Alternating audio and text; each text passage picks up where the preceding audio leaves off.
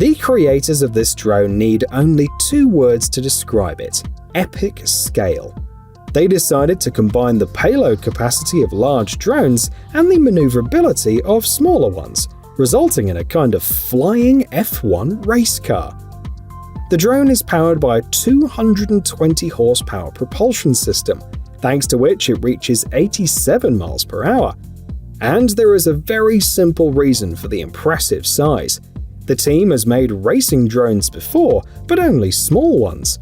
It was difficult to keep track of the little ones at high speeds, so the engineers gradually increased the scale and eventually ended up with this.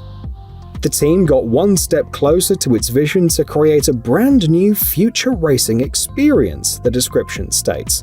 We wonder how else they'll upgrade it in the future.